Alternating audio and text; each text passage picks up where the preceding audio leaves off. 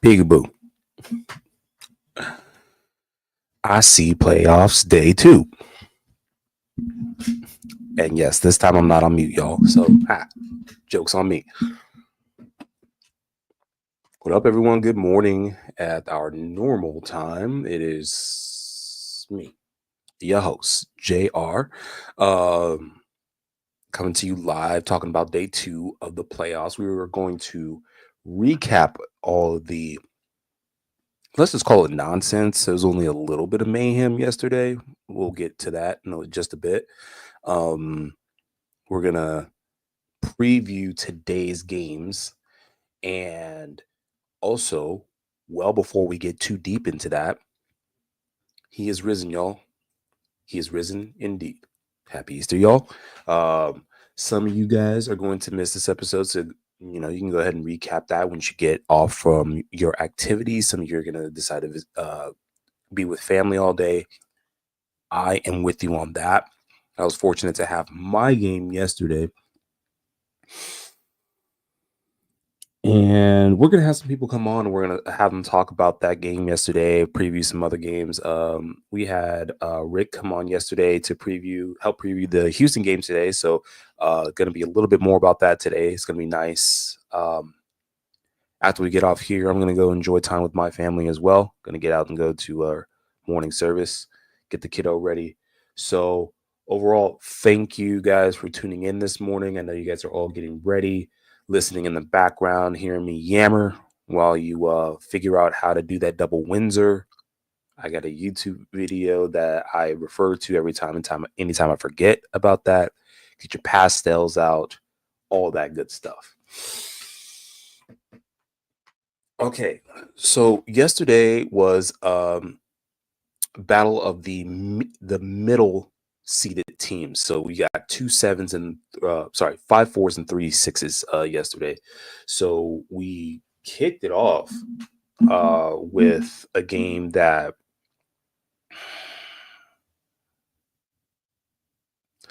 there was one team that was clearly prepared and there was one team that was not. The Bucks and Pacers played yesterday to start off our games yesterday morning. And boy, oh boy, oh boy, is Dame ever so needed back, because this game was hugely you're going to see an overarching theme with the 3 games that were blown wide open, mainly with the performance of supporting casts. So you got the Milwaukee Bucks, whose supporting cast you can't really name outside of GA or Dame, unless you're a really big Bucks fan. And the biggest problem was their star in Giannis Antetokounmpo was getting to the free throw line early on, but was not hitting his free throw shots, which is one of the big determining factors in the disparity in the score to start out from the first quarter. I mean, the Indiana Pacers whooped the Bucks from end to end. Bucks made a little bit of a game closer towards the middle of the third quarter, but it wasn't really as close as we thought it was. One of the big things that we talked about in yesterday's show was the ability for the Pacers to hit the 3-point shot from the corners. That's what the Pacers did. Another thing that we talked about the Bucks needing to be able to do was to have high volume shooting. They didn't get enough shots up, And even the shots that they did get up, they didn't hit enough of them. Supposed to be a very efficient team, didn't do that. Just all the things that could have gone wrong just completely went off the wheels. Giannis came alive closer towards the middle of the second, late in the third, ended up with 36 and 12. Pascal Siakam did his thing, but it was the play of guys like TJ McConnell, Miles, so on and so forth. I mean, yeah, Tyrese Halliburton was definitely doing his thing and carried his team through the first couple of quarters, but it was a team effort yesterday. 117-98, Indiana Pacers. It was, again, it was worse than the score suggests, okay? That was the game yesterday that you were either ready for it or you weren't. And in the games where when you're the underdog, quote unquote, you have to steal a game. And technically, the Pacers stole a game because the Bucks were favored to win this game, even though they were missing Dame. And it's mainly because of how the Pacers ended the season. But hey, see neither here nor there. Game 2, okay, Game 2 was a blockbuster event, and I apologize for anyone that missed that game. If I said, "Oh, maybe you might not want to watch that game," I don't think I alluded to that. I don't think we actually got to that game, but it was closer. It took overtime, okay, for this game to happen, and the way that the game ended, first of all, was wild. So this is the game between the Clippers and the Nuggets. Nuggets take this game 112 to 110 in overtime, and it took. This was not only a game that Denver technically should have lost the way that things ended up. Jokic was missing free throws late. There was some bad passing, a lot of questionable calls throughout the middle of the quarter. It seemed like the refs were sort of like trying to keep the Clippers in this game, even though they didn't need to. There was a very silky game from Kawhi Leonard. And then Russell Westbrook couldn't hit a layup to save his life because it was driving through traffic like usual. But this man hit some bailout threes, some like big time bailout threes to either put Denver ahead or get it close when they were down big against the Clippers. One one big thing about this team is that they're going to live or die by Russell Westbrook. Okay, so picture this. Denver's up to 25 seconds to go. I think it was the time. No, I think it's probably like 26, 28. And Russell Westbrook has the ball. No, the Clippers have the ball. And so they go quick instead of trying to hold for the last shot. And James Harden, I believe, drives in, goes for a quick layup, ties the game up. So Denver now has a possibility for the last shot. 7 seconds to go. And Russell Westbrook they get the ball into Westbrook. And it looks like they're trying to set up a play. And Russell Westbrook dribbles left, dribbles right, dribbles left, dribbles right, dribbles out the clock, dribbles out the clock. No pass, no attempt at a shot, nothing. Just dribbles out the clock. It's just a completely broken up play. No one knew what to do. And so we go to overtime. It was the weirdest thing. The weirdest thing for games before a game to end. And ultimately, some good execution, a good start to the overtime. Jokic missed a couple free throws late to allow for the Clippers to basically get it to within 3.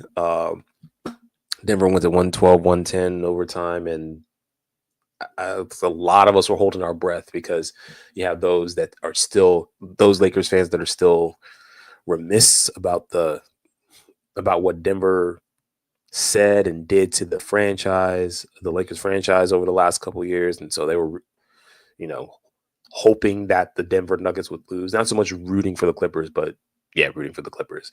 There are those Denver fans out there that were like, what is going on? They can't lose the game 1 at home. I mean, Denver's a really good home playing team. Clippers are a really good road team, by the way. So just to keep in mind out there, if you guys are doing pick'ems for the day, it's kind of hard. That's a 50-50 ball right there. We're saying that series might go 7 if things persist like that. But that was an amazing game yesterday. Then you go right into Detroit and New York. And this game was expected to be an epic bloodbath. Like elbows being thrown, huge defensive efforts. I was hoping to see another Isaiah Stewart fight. And that's not what we got. What we got was two teams still trying to figure out how to execute like a team that's going to try to compete for a championship. You had some defensive 3-second calls. You had a lot of turnovers. There were 10-point swings. This game ended on like a 22-6 run or something like that. New York just blew it open after Detroit was starting to do its thing. Veterans like Tim Hardaway Jr. and Tobias Harris were carrying the Detroit Pistons for a good start of time. Cade Cunningham was not himself to start out with. So it was just super, super interesting to watch this game, just to watch everyone kind of go, oh, this is the playoffs. Yeah, a lot more tight calls. The physicality definitely turned up. And again, so I don't know if you guys heard what I said about the first game with the Bucks and the Pacers. With the New York Knicks, you had Brunson doing his thing. You had a little bit of Cat, but a bunch of other players, a bunch of other guys were actually doing the main bulk of the scoring, maintaining these leads, blowing it wide open for the Knicks. And so when it got to the third and fourth quarter, Detroit just didn't have any fight left in it in order to try to mount a comeback. And so the disparity of the score of the 123-112 is actually a lot. The score is a lot closer than the game actually was. And so for those of you that were picking the underdog, picking Detroit, first time in the playoffs in over a decade, under a decade. I don't blame you guys for picking Detroit just for their toughness and how they got there. They have been beating some top teams. New York is suspect for giving up games. They just didn't have the experience. I don't know if one game is enough for them to figure it out for their next game too, but that series might not go 6 if the experience isn't there. And now the question is can Coach Bickerstaff sort of convince his team like, hey, this team that we were all season to get us here is a team that we should be, and we need to get back to being that team. So intensity is going to be a question in game 2 for that team. So that was 10 a.m., that was 12:30 p.m., and that was a mid-afternoon game. And now you have your matinee, the time when everyone comes out, everyone's dressed for the party, everyone's ready for the show, and the Lakers versus Wolves. I'm going to start out by saying the game didn't upset me in a way that I thought it would, because there are do's and don'ts for maintaining the quality of this game at being a Lakers fan. The checklist goes as such: don't let your superstars shoot you out of the game.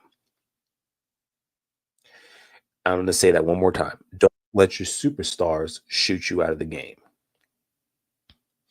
It was the first thing I said. It was the last thing I was going to say. And I'm going to get some help right now. I told you we got some guests coming on. We're going to bring them on. Bring yes, baby. Let's go, Wolves. I didn't think it was going to start off very well in the first quarter, man. Woo, it looked nasty. Good. Yeah, everyone say good morning and happy Easter to JC. What's up, y'all? The FT's man, the cogs in the machine that gets this whole thing running, that gets this whole thing going. The beautiful beard, here. It's a running little messy drafters this after morning. dark, drafters after dark. Host of how many different pods are you running I for also do TSA? Mondays. We do mock drafts. Yep. That's what I'm on. Mock drafts and drafters is what I try to do. But we Host got a of bunch. Rockstar Rips. Oh yeah, Rockstar Rips too. Let's not forget that. He does the whole logo design. This guy runs it all. So yeah, the NBA is gonna give him some games, man. Of course. We're going to the end, baby. Don't even Of worry about it. of course. I'll tell you JC. though, last night, dude, Gobert, he looked like absolute garbage. I mean, the game before that they played, they were talking about how much they were going to use him, how much he was going to be involved in this game. He only played 24 minutes. Yeah. Nas Reed outplayed him, outscored him. Absolutely beast.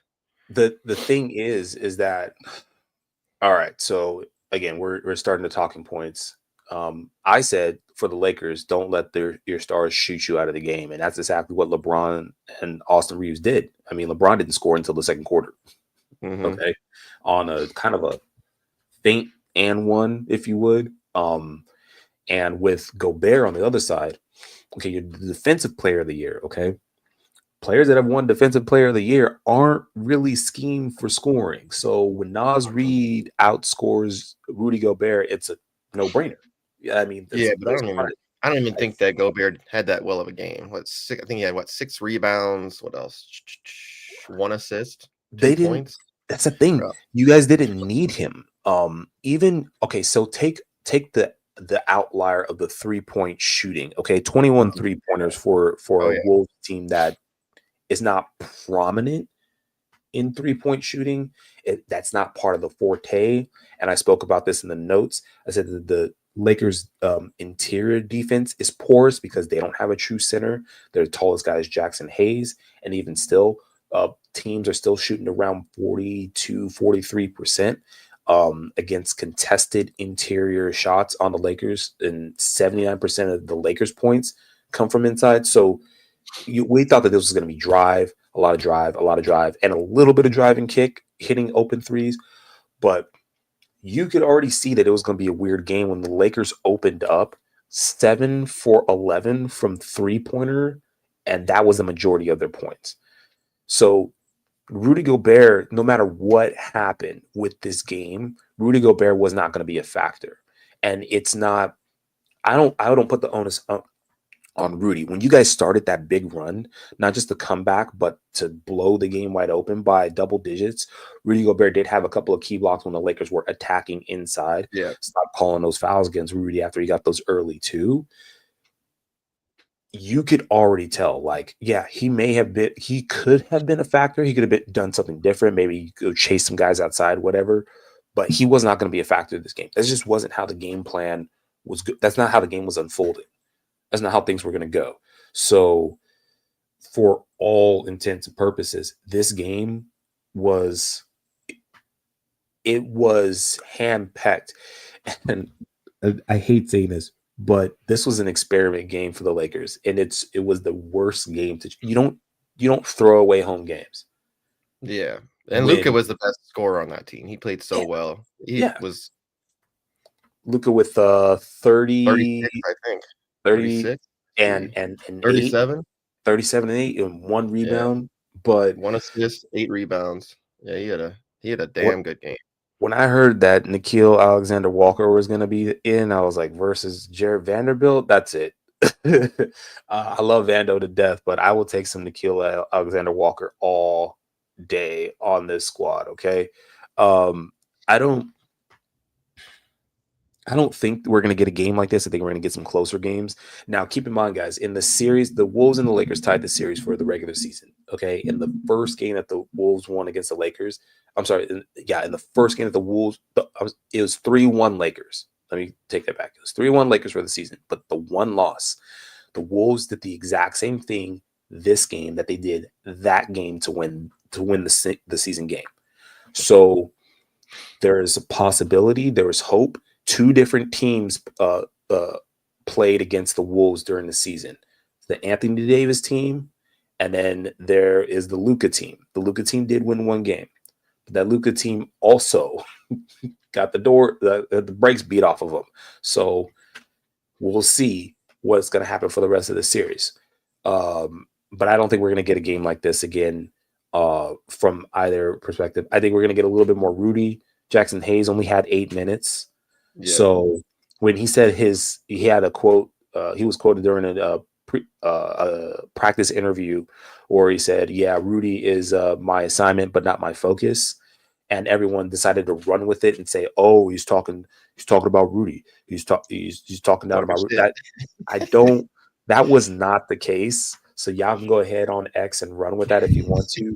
But when coach says, "Hey, this is our game plan today. Everyone get your shots up, and then we're gonna figure it out. Hey, you're only gonna get 8 minutes." The quote still fits. It's like, "Hey, when Rudy comes on, he's your assignment. Just make sure that you don't help off too much of him. Otherwise, they're going to lob it to death. So protect us around the rim because we're porous around the rim." That's his focus. His focus is to rim protect just like Rudy was while you're in there. And that's what Jackson Hayes did a little bit.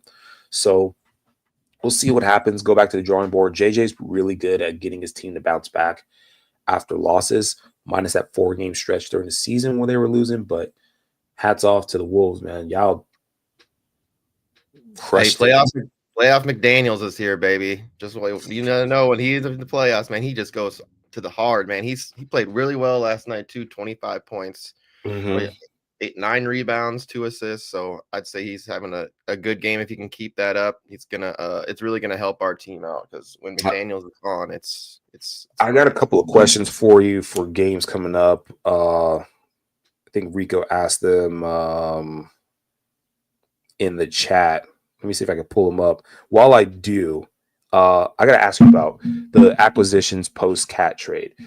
Julius Randle, and Dante DiVincenzo.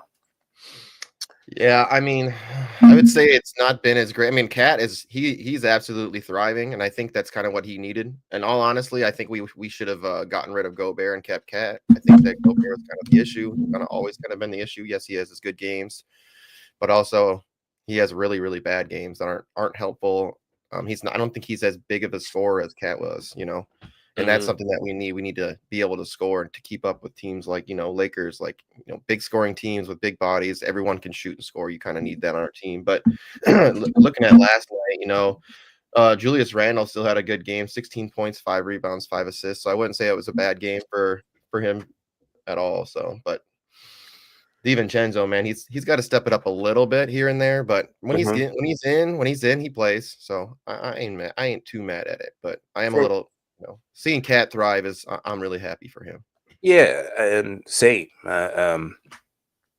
It's still.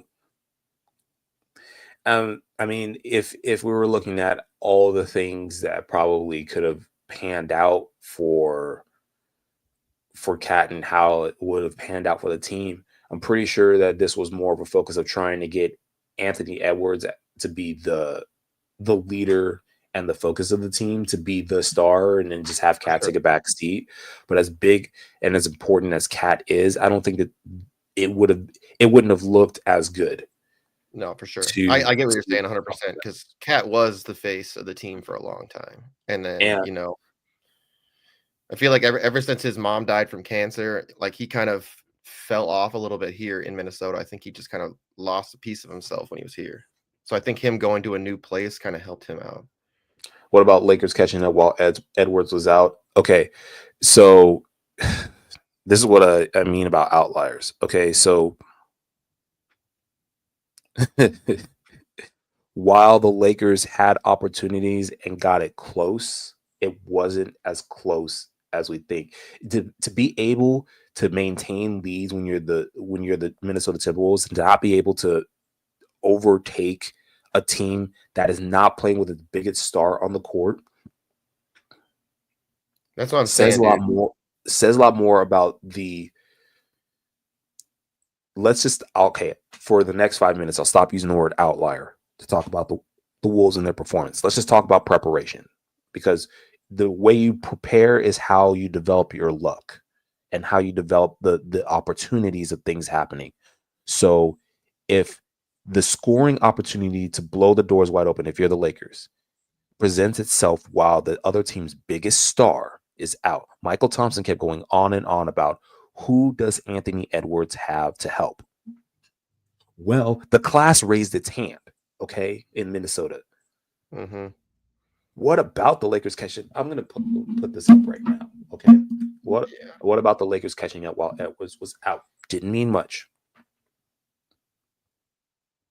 You don't. This is what the playoffs are about. You're gonna have someone. You're gonna have the 12th man coming up and scoring 13. Okay. This is how guys like T.J. McConnell makes his name. This is how guys like This is how Dante DiVincenzo made his name in New York last year. This is how Josh Hart made his name. These are how these guys that you don't hear about all season make their name, because the coach has got to go deep into his bag and say, hey, we need a little bit of a spark. We need so and so to get a little bit more rest than normal. Can you help me out? And you got to be next man up mentality. So Mm-hmm. while it looked like it was getting closer, I'm telling you right now, the execution from the Lakers was not allowing for this team to win.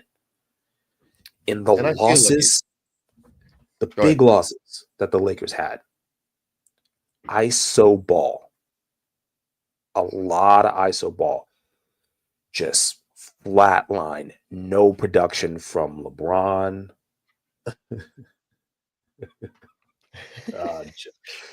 Joe. Joe, we're gonna get to your season. Yes, Joe. We're gonna get you on in a minute to get you to talk about the C's, because we keep trying to get Deontay on to talk about the Celtics, and he's got other things to do. So we'll get you on.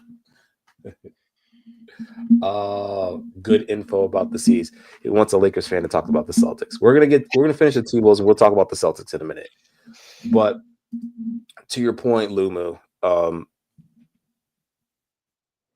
much ado about nothing. That's basically what happened. And again, we'll take this game. They're going to go back to the drawing board, and we'll see how teams adjust. Maybe Minnesota comes out and does the same exact thing. Maybe they just keep firing from outside. There was a lot of extra help defense, Mm-hmm. leaving guys wide open. Like, And I think it is too with Minnesota. When it gets to the playoffs, I feel like they play a little bit different. Their bench goes way harder, man. I feel like I mean that's why you get, like, was it last year Nas Reed winning sixth man of the year? I mean, you don't see that for many bench players, right? But it's almost like our bench is like deep. I mean, Nas Reed coming out, putting up 23 minutes. McDaniels, when he's hot, 25. He had the most minutes out of the whole team, right? 25 minutes. I'm going to tell you right now, I'm betting it was McDaniels scoring, doing a lot of the work when Edwards is out, and that's what I want to see. Is when McDaniels last year when we were in the playoffs, it was a lot different, man. McDaniels would have those games where you'd have these just super streaky games. He went 3 for 3 on threes. That's what I want to see from McDaniels. I want to see him shooting his threes. But when he starts shooting those threes and missing, that's when he's, whew, that just can't yeah. happen. And again, we're talking about a Minnesota team that doesn't thrive from the 3-point line. There's something, I'm telling you, man. There's something about Timberwolves playoff than there is during in season play. When they're in the playoffs, they just play a little bit different. Trying to find. And there's something about, man. I see a lot. It's crazy to say this, but I know a lot of people have in the past. But there is a lot of Jordan in his game. There is a lot. You see it in a lot of his shooting and a lot of his dunks and a lot of his aggressiveness. It's very interesting. I think what helps is that a lot of the bench has been to the playoffs before, so True. there's a lot of experience there. So this is not some scrub team. It's just that the star talent is a lot younger than they're used to, because Cat's no longer there. Now you have Ant leading the foray, but a lot of these guys from Juice to Vincenzo, Reed, you guys got like 9 or 8 guys that have been to the playoffs that share something about like 5 or 6 years of playoff experience. That's saying a lot. That's what you need. And I ended the show. Joe, DM me on X. You're Here, right now, so I can send you the link. Joe, you should just be able to sign. He should just be able to sign in on Oh, is he? If he's in the chat, just click the link, and we'll get you on. or you can just just sign into StreamYard and just pop in because he can Yeah. do that too. Okay. Yeah. Just pop in. We we're not ducking any strays today. um, I ended the show yesterday, guys. I told you guys this series is not going to be the series you think it is, man. Everyone's like, "Oh, Lakers in 5, Lakers in 6, whatever." It doesn't matter who's in front of us. It kind of does, because what's in front of you, if you're a Lakers fan right now, what's in front of you is not necessarily the Wolves, but it's yourselves first. You have to make sure that you are executing. And the way there was a fun thing that happened yesterday, and I don't know if I think the WNBA started this trend. Zone defense.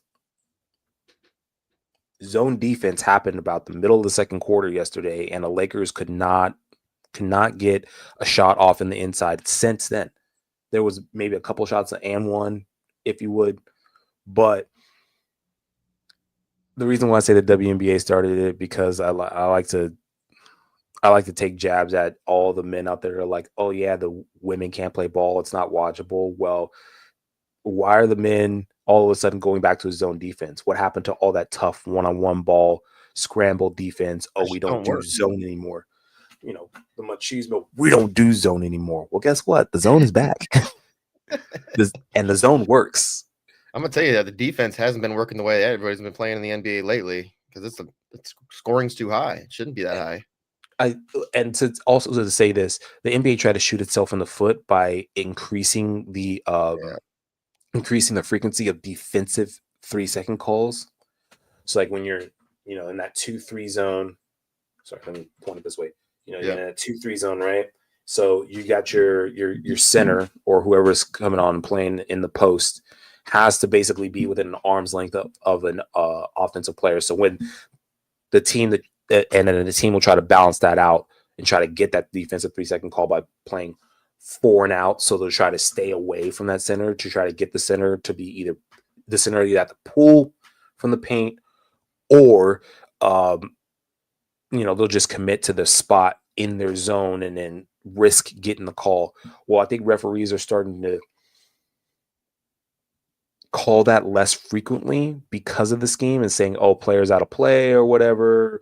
We'll give a little bit more length. The defender's actually doing a little bit more movement. So allowing the zone to take effect. And I think that's genius if you're the NBA, because before the season started, and we talked about this during the summer last year, that the NBA was going to try to find a way to lower the scoring, get a bit more FIBA style play and everything. And I think if you pay attention to the second quarter of the Lakers versus the Wolves, now you're seeing a little bit more balance and a little bit more reason why it doesn't matter what seeding you get. Everybody has an opportunity to get a win in here. Anybody can get gotten in these playoffs. Oh yeah. You just got to find vulnerabilities in people's defense, or in their offense, their defense, everything. Find their vulnerabilities and exploit it. Man, before we get into the other side, which is trying to do some previews for this. Oh, there he is. There's Joe. Joe. Oh, let's bring him in. Good morning, happy Easter, Joe. What's good morning, happy Easter. Happy Easter, man. Got the swag on and everything, man. Before we get into our previews for today, guys, just real quick, let the people know what you guys got going on later today, later this week. Joe, since you just jumped on, I'll start with you. Any Easter plans today, or? I'm cooking a Italian sauce. We're doing stuffed shells, ham, glazed carrots, all the good stuff. Got my brother-in-law coming over, my mother-in-law, my aunt. Well, not my aunt, my wife's aunt Bob, which is her godmother, is up from. She lives in Naples, Florida. She's up. Okay. She's up for a couple of weeks because my wife's uncle passed away, and we have the celebration of life next week, and that's her brother. So That's what's we up. got all the family here, all the close family up in the Boston area today, this week. So looking forward to that. Okay, JC, what about you? I'm gonna be going out to my mom's house, and I think we got a bunch of family gonna be coming out there, hanging out, do a little food there, and then after that, I'm gonna be doing some electrical work at a friend's house, finishing Cool. up a basement, and then I think we might get into some Drafters After Dark later tonight. Hey, I'll be on. I'll pop in real quick, say what's up.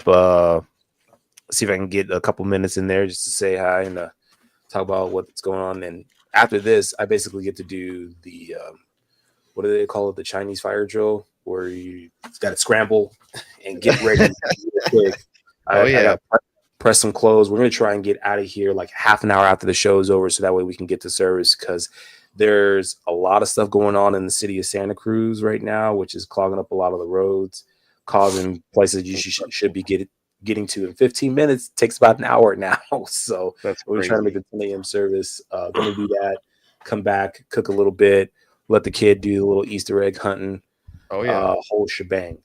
So family and a recovery day after that shellacking last night. I'll be drinking because of that shellacking you guys took. Oh my gosh! I saw that. I was playing cards last night, and I took a peek up at the TV, and it was like a Minnesota. I don't know who the Lakers were playing. Is it Minnesota? Yeah. Minnesota. Yeah. It was like they were down by like 30. I think. Yeah. I was like, "Wow." What about? I mean, I would like to say that it was closer than. Okay, you know what? We're done. We're done with Lakers versus Minnesota for right now. Okay, I need peace. Today is a day of rest. I'm not working on that anymore. What we should be working on is previewing these games coming up. While some of you guys are in service, just going to go ahead and kick this off to let you guys know for playoffs today. First game, just real quick, going to go through it. We don't want to talk about it too much because we brought Joe on for a reason. But day tips off with the Grizzlies at Thunder. Memphis finally qualifying and playing like the team that they should. Finger pointing John Morant and company are going to be taking on the Oklahoma City Thunder, and hopefully Ja does one of these and blows up the Thunder. Real quick, I just was going to say, guys like Iggy. There's some analysts that are saying that this could be one of the games that the Thunder could drop. I mean, if you're looking at a game that the Grizzlies could win because they are a gritty team. I mean, Grizzlies are an injury away from basically being imploded, but they have a chance. They have a puncher's chance today against the Thunder, who have shown a little bit of vulnerability in the last week of the season. They've been off for about 7 days. They've been off for a week, I think. Yeah. And this is a team that is one of the best defensive teams in the league, has the most wins by double digits in NBA history. I'll say that again. The average scoring margin is at least 11 points. So that's one side versus the other side. We'll see how it goes down. A lot of people are putting the Thunder in the NBA Finals. So we'll see. But we've seen some of these top running teams kind of fall apart. Grizzlies got to have that "we believe" tag on the back of them, but we'll see today. That's the game today. My personal pick, I'm picking the Thunder. I'm just going with the easy pick. Thunder at home. Can't really go wrong. Very great home team.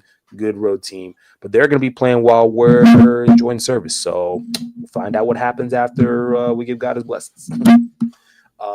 Let's talk about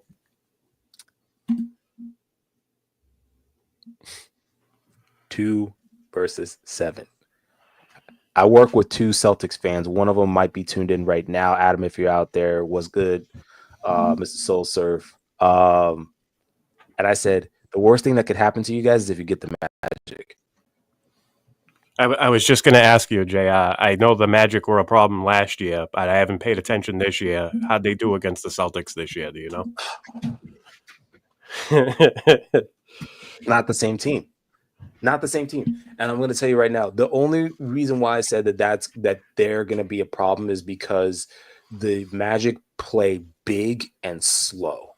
They don't play the style of basketball that the Celtics do, where it's dribble penetration by JT and JB, kick it out for someone on the 3-point and then after a barrage of 3-point shots, then they start scoring on the interior. That's typically the way that it goes. The Magic don't defend that well on the 3-point line, but they're bigger on the 3-point line. So the ability to have dribble penetration is going to be a lot harder. It's going to be a lot more physical. The only reason why this is a problem matchup for the Celtics is because if they're pushing to try to get to the second round, they're going to need to get beat up to do it. And I hate it when that happens to teams that are good enough to win the championship, because when it gets closer to the conference finals, now we're talking about key injuries. Key injuries are what caused the Magic to drop from a 4th seeded team to trying to survive to get that 7th seed. But if you watch the Magic really play when they're all healthy, they fire on all cylinders. They're not a high scoring team. So if you guys are betting the spread today, which is better questions, try to look at that game today. Basically, unless the Celtics are shooting lights out from the 3-point line, it's probably not going to be a high scoring game. The game is 13.5 spread, 13.5. And I say the only reason that spread is accurate is because if the Celtics play like normal and the Magic play halfway decent or normal, that spread is accurate. It's game 1, though. I mean, it's game 1, yeah. It's game 1. The Celtics have the benefit of they're young enough to be able to play off of rest, but they're old enough to need the rest. Because these guys, I mean, Jaylen Brown's been injured playing every other game all year. He missed being eligible for season awards, the first NBA team, second NBA team, all that, by 2 games. 2. I saw that he is a go today with no restrictions. I don't know what that means, but because he's going to be playing 40 minutes today if they need him for that long. Damn. And you know what? I hope so. I say if the Magic are a big physical team, I say they definitely need him. Yeah, because JB's a big physical dude. You had some questions. I know that you're a big C's fan. I'm not a big C's fan.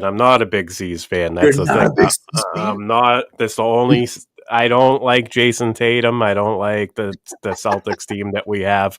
I came on for you to convince me that they're going to run it back. I want you to make an argument that they're good and they're going to run it back. Okay. That's not that hard, actually. And give me some insight. Like you said, the Magic. If the Magic make it not a tough series, but like a physically demanding series, is it going to affect them going forward? Like you said. Let's go wide out. Let's get a wide angle lens on this, and then we're going to focus it on today's game. Okay, so wide angle focus says that if history repeats itself and we're not being revisionist about it, you get a team that sort of can't quite get over the hump, right? Because of the schematics of the coaching, the thoughts, processes, what have you. So go back to the days of Ime Udoka coaching the same exact team. And this is right around when you had the Marcus Smart and you were trying to think about getting a big like Kristaps Porzingis in there, but you hadn't quite acquired him yet, right? So now now Ime Udoka gets booted. You get your new coach in there. Boston Celtics make this blistering run to the championship and then win their ring, right? It looks like all teams are made of paper, okay? This is the same type of takeover that the Warriors had when they started having their multiple championships with Clay, Steph, and Draymond, okay? Fast forward to 2025, and you're looking at the same type of makeup of a team that can make a back-to-back run. Now, retooled with a different look of a different guy doing their defensive stuff, acquisition from Milwaukee. I keep forgetting his name. And interior presence, the improved play of Al Horford, and the health of on again, off again Kristaps Porzingis. So all that being said, you had a team on rest. You have a team with championship pedigree, championship experience. Not only have they've been to the finals like 3 times in the last like 5 years. You got a team that has lost the finals, then won the finals. This team is back. This team is ready to win another run, and they're going up against a team that is always one injury away. Between Banchero, between Suggs not showing up, between what's his name, Wagner. Franz Wagner is an on again, off again center guy. The only way that the Magic make this game, this series a series, is if they make this dirty, is if they really attack the paint. You have a defensive presence on the Magic in Anthony Black, who's able to defend the post very well. But the question is if they're going to be able to repeat that over a 7-game series. Adjustments are the key for a championship team to maintain and become a championship team. The Magic don't adjust as well as often. Although they have had the experience over the last couple of seasons to adjust, they still haven't gotten over the hump of being able to score on their adjustments. Pick the Celtics, see the Celtics, but the Magic are gonna muddy this up. I'm telling you, this is going to be a nice matchup, but 6 games at best. That's where the Celtics get beat up, I think, is in the paint. They give up a lot of offensive rebounds. That's one thing I've noticed. But it goes with the style of their game. They like to go up and down and play fast pace and chuck up 50, 60 3-pointers.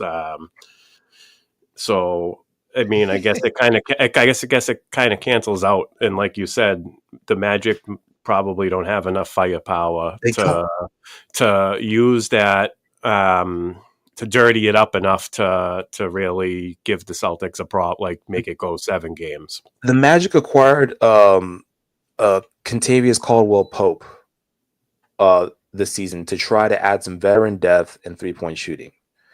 And let me tell you the 2 things that they've been missing all season: veteran depth and 3-point shooting. So you never know. We're talking about this team like they're dead in the water, and they could punch the Celtics in the mouth today, just like the Wolves did to the Lakers yesterday. We can see, and it's been past 5 minutes, so I can use this word again. It might have an outlier game. Okay. This is the playoffs. You never know what can happen in game 1. I think that it's always good to not freak out in the first game, but when you have a week off and you come back, the lights seem brighter. It's almost like JC, if you never did any electrical work for like 2 weeks and you came back and did some, you would probably be looking at your tools like, okay, I just need to make sure that I have all my stuff and that I actually remember how to do this, right? And some of it's muscle memory, but at the same time, you're right. If you haven't done it for a little bit, you're a little rusty. And that's what we're looking at, is which team can knock off the rust first. A lot of the points scored yesterday in the first and second quarters by teams that blew these games open were from the team that showed less rust. The Pacers showed less rust, which is why they won their game the way they did. The Knicks showed less rust in their adjustments. That's why they did what they did. And for all intents and purposes, the way that the Wolves won that game last night is the same way that the Magic can win this game today. Make it muddy, be dirty, dunk on somebody's head, get a couple good block shots, get it going. The Celtics are known for dropping games. They are known for dropping games. So bet on the spread, bet your props. I wouldn't do a straight up bet because it's a very weird year in basketball, y'all. Very weird year in basketball. I mean, we talk about a Celtics team that, talk about those 2016 Warriors. I think it was like 2022 Warriors or something like that. Most 3 points made in a single season. Celtics passed that with a week to go. Most 3 points made by a team in a single season. Absolutely ridiculous. It could either be 150 to 110, or it could be 120 to 122. We don't know. I don't know. I would love to be able to call it for you guys. For those of you guys out there putting your bets down on your apps, make sure that you throw your tickets up there so you see, show us how how you did. We'd love to bring that up on the show as well.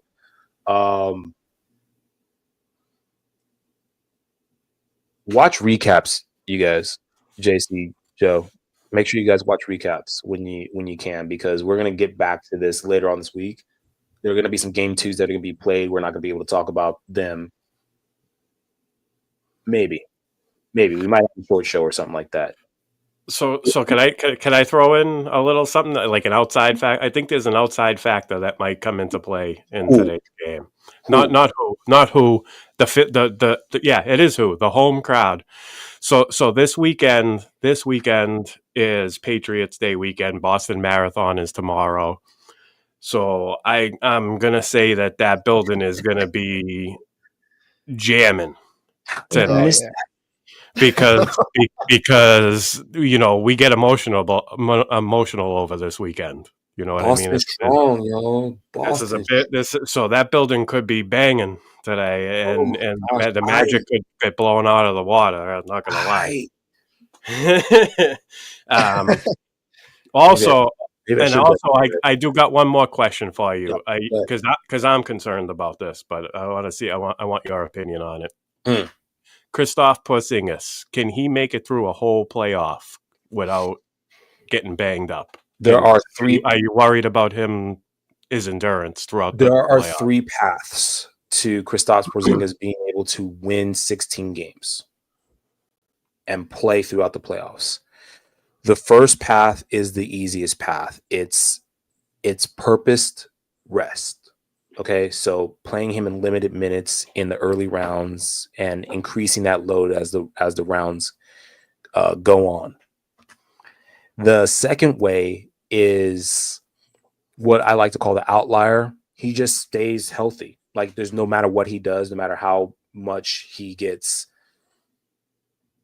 banged up or how much he has to go against bigger guys, because he's going to have to eventually go up against a guy like Evan Mobley. He's going to eventually have to go up against a guy like Cat. It's whoever's in his bracket. He's going to have to go up against someone that's bigger and heavier than him. But there's the outlier that he's fine. That's the second path. The last path is actually very tricky. Healthy is just more of a being available, right? Right. Sorry, I got my last special guest coming on right now. Hey, happy Easter. Right. Happy Easter. Happy Easter. We're still learning. The last thing is if he is where they use him at. So it's always possible they could just have him take Al Horford's position in just flaring out to the corners. Because everyone forgets that Kristaps Porzingis can shoot the ball too. Yeah. That's what he brings to the table. He's kind of like a cheat code when he's on shooting the ball. Just put him in on the baseline. Just have him kind of jog baseline to baseline, and tell him for half the game, don't defend. Don't defend. Don't put your body on the line. That's what I was kind of thinking. Like, they might want to keep him out of the paint, like, as much as possible. Especially this series where Orlando's just big, man. Like, these guys are thick and they don't play dirty. They just play scrappy. I mean, a majority of their points come from points off of turnovers, and that starts with things at the bell out of himself. Who's up and missed most of the playoffs last year? Nice. Yeah. Sounds like there's another Celtics hater in here. I love it.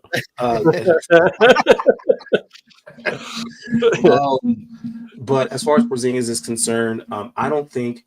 Again, this team has learned to play without him, which is a good thing, because you're talking about a guy that went from being the star in New York to being a role player. So I think that he enjoys his role now because it's effective. It works. What there was going on over there in New York while he was on that Mike D'Antoni team just wasn't working. He was being overutilized. So I think that at this point, it's not going to matter. The Celtics either shoot themselves into games or shoot themselves out. I've seen plenty of Celtics games where the execution early on, where they are shooting an absurd amount of 3 points and they're just not falling. I've seen them shoot themselves out of games before, and it just happens. And again, we're going to use that O word again, outlier. It happens. We don't, and it has nothing to do with Porzingis. But live and die by the 3. Live and you thought the Warriors did it well? Watch this. We're gonna jump off that game though because we have a couple more games to go over. Go for it. Couple more games. I gotta get out of here real quick, man. I appreciate you letting me come on. You good, JC? Let me know next time we do another one because I'm gonna pop on for when we get closer, like we did last year. When we get closer to the end. Yeah, the finals. We'll be doing watch parties for finals. We did last year. It was a lot of fun. But we'll be probably doing some before that too, as we semi-final games. We'll probably get into that too. So those series. But I'm gonna get out of here. Happy Easter, everybody. God bless. Easter, JC. Good, everyone.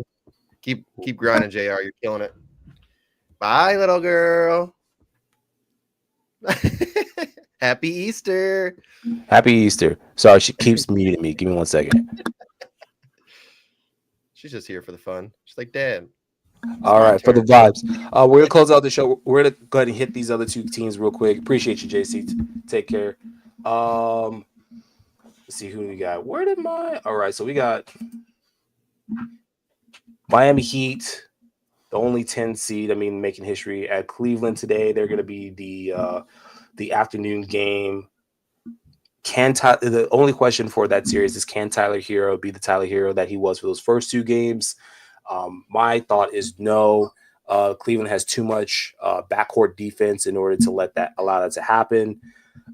You couldn't say that about either the Chicago or Atlanta teams that he's faced. They have been porous front and back, side to side. So there's just too much positive execution on the Cleveland side to be able to allow the Heat to win that game today. And then my favorite game today, which everyone should tune into. Again, tune into this game today. Golden State Warriors versus the Rockets. And we previewed a bit of this game yesterday when Rick was on. Joe, I know you have been following a lot of the season, but I do know that you do know of the Warriors, and we just talked about it. I'm looking at them being a 7 seed, and I'm thinking that's terrible for the Rockets because that's probably the worst matchup that they could have drawn, right? Which it might be. The Rockets have had some success against the Warriors this season. The Warriors aren't that 2016 team that we thought that they were. But it's still Steph Curry that we're talking about. And just as far as matchup wise is concerned, the Rockets win as far as matchup player for player. Indeed. When we talk about players like Alperen Şengün, we talked about Fred VanVleet with his playoff and championship pedigree. There are, with Dylan Brooks is one of the more tenured players with championship experience on this Houston team. So it's going to be very likely that we're going to see a dogfight this first game. Steph, and we still haven't talked about him enough. We haven't talked about Amen Thompson. Not nearly enough. That is a player that, outside of being... Not only is he a physical freak of nature, but he is a defensive stopper. You know what? Here's what we're going to do. We're going to wrap this up real quick, Joe. Sorry, we got to get out of here. Kids up and ready. We got to get the breakfast cooking. I appreciate you coming on and talking Celtics with us, man. Appreciate you letting me on, man. I've been trying to find a way to come up, not find a way to come on, but I don't have much to offer. But I figured if I pelt you with a couple of questions, you can talk about that game at least, or at least that series. But I wanted to show you some support, man. You're out here every Sunday morning grinding away. That's great. That's hard work. early for you. It's early for you. It is. 10:30. It's 10:30 over here. 11 o'clock over here. 11:30 right now over here. So it's got to be Yeah. what? It's 8:30 in the morning It's over there. 8:30 right now. We go 7:30 to 8:30 every Sunday, y'all. We've been doing this for about a year and a half straight. We are going to be taking a break here coming up, but that's not coming until the finals are over. We don't stop. The grind don't stop. The grind never stops. And we appreciate you, Joe, coming on. Hey, where can we? Because I know that you come on. You're on with JC for drafters too, right? Yeah. Draft Where is else after. can we find you at? Thursday, me and Rick do the Thursday check down. This week we got JD, formerly of the Goat District, John Daniel. He's out there on Twitter now as Draft Room Baller. One of my good friends. He's mentored me along the way in this podcasting journey. He ran the podcast that the channel that he ran was the only football podcast show that I listened to for a few years before I joined social media and actually saw that there's all this other stuff out there. So Yeah, I was in the dark on that, but looking forward to that on Thursday night. Check it out. Thursday, 7 p.m. Eastern time. Awesome. Thanks for coming on.